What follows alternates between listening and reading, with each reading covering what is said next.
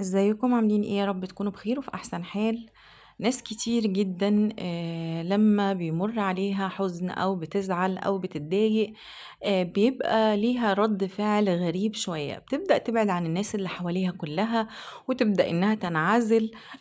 بتبدأ انها في الوقت ده بتخسر ناس كتير جدا من الناس اللي بيحبوها وبيحبوا ان هم يتقربوا ليهم او يحاولوا ان هم يخففوا عليهم، لان هم بيقفلوا على نفسهم وبيبدأوا بقى إن هم ما يردوش على كل اللي حواليهم، ويبدأوا إن هم ينعزلوا، وكأن الحزن دوّة حاجة ما حصلتش لحد في الدنيا كلها غيرهم.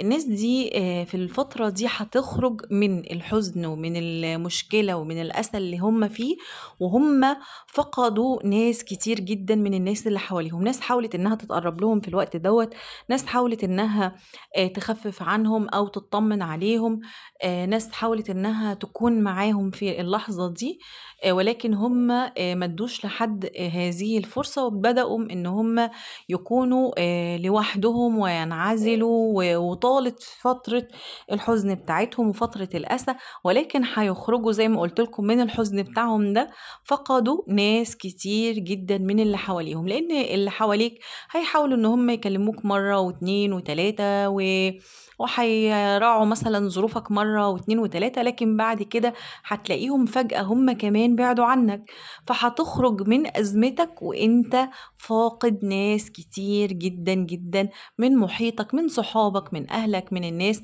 من معارفك، وهتلاقي نفسك بدأت تكون لوحدك، فهيزيد أكتر حزنك وهيزيد أكتر فترة اكتئابك، وهتتحول المرحلة دي لمرحلة صعبة جدًا، جدًا إن أنت تخرج منها بسهولة.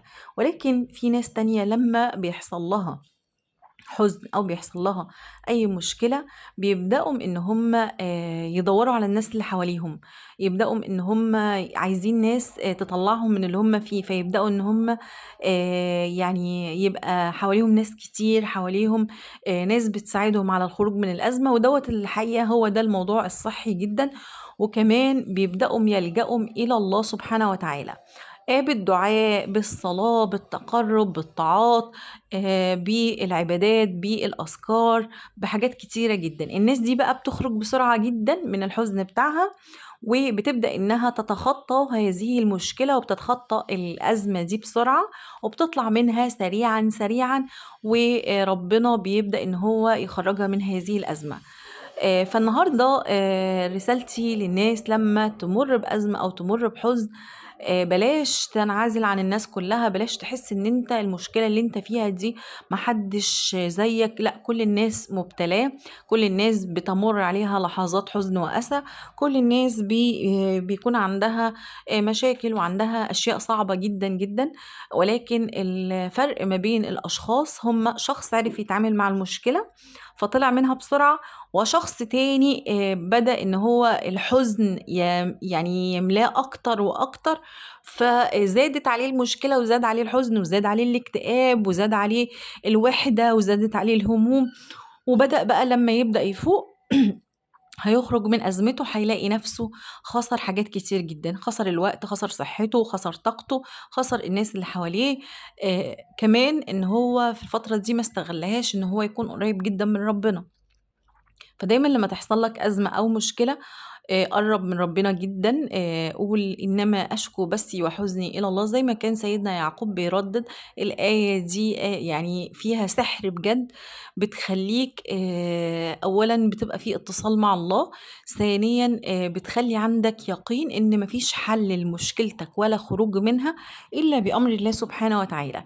لمّا هترددها وأنت عندك مشكلة، هتبدأ تحس إن فعلًا ربنا بيسمعك وبيستجيب لك، والمشكلة بتاعتك بتخلص بسرعة، وأنت كمان هيبقى عندك ثقة ويقين إن أي أزمة، أي مشكلة، أي حاجة بتحصل لك، ربنا هيطلّعك منها بسهولة ويسر. وتبدأ بقى تقول: يا حي يا قيوم برحمتك أستغيث أصلح لي شأني كله. تقرأ سورة الشرح لأنها بتشرح الصدر لما تكون مهموم أو مكتئب أو حزين. اقرأ سورة الشرح بأعداد كبيرة جدا.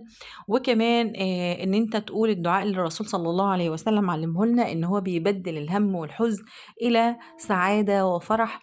ودايما قول الدعاء دوت: اللهم إني عبدك ابن عبدك ابن أمتك ناصيتي بيدك ماض في حكمك عدل في قضاؤك أسألك بكل اسم هو لك سميت به نفسك أو أنزلته في كتابك أو علمته أحدا من خلقك أو استأثرت به في علم الغيب عندك أن تجعل القرآن العظيم ربيع قلبي ونور بصري وجلاء حزني وذهاب همي وغمي يا رب العالمين. الدعاء دوت لما تقوله تحس فعلا إن أنت الحزن بدأ يتبدل من قلبك.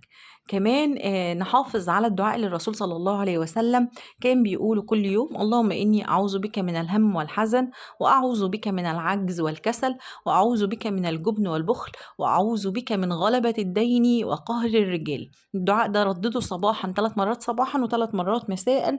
لو رددته فعلا هتلاقي نفسك ما بيحصلش عندك هم ولا حزن، ما بيحصلش عندك أي مشاكل، ودايما المشاكل بتخرج بسرعة منها.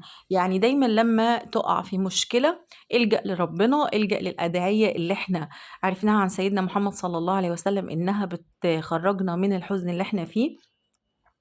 استغيث بربنا بدعاء يا حي يا قيوم برحمتك أستغيث اصلح لي شأني كله ولا تكلني إلى نفسي طرفة عين أبدا.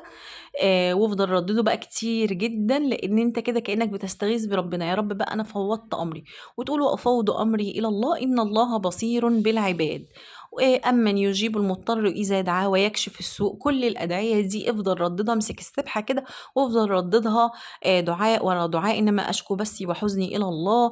يعني الأدعية دي هتكون سبب في تيسير همومك بسرعة. سورة الشرح برضو احنا قلنا بتشرح الصدر، الأدعية كلها جميلة جدا. اعمل لنفسك وقت كده، اقعد على السجادة وتقرب إلى الله واقعد ادعي لربنا وابكي بكاء المضطر، وقول: أمن يجيب المضطر إذا دعاه ويكشف السوء. يا رب حصل لي كذا وكذا، واحكي بقى مع ربنا كل الحاجات اللي مزعلاك ومضايقاك والهموم اللي في قلبك. هتلاقي فجأة كده ربنا جعل لك فرجا ومخرجا. اللهم اجعل لي من أمري فرجا ومخرجا.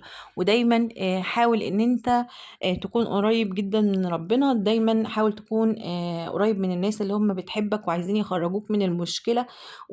وبلاش تنعزل، بلاش الاكتئاب.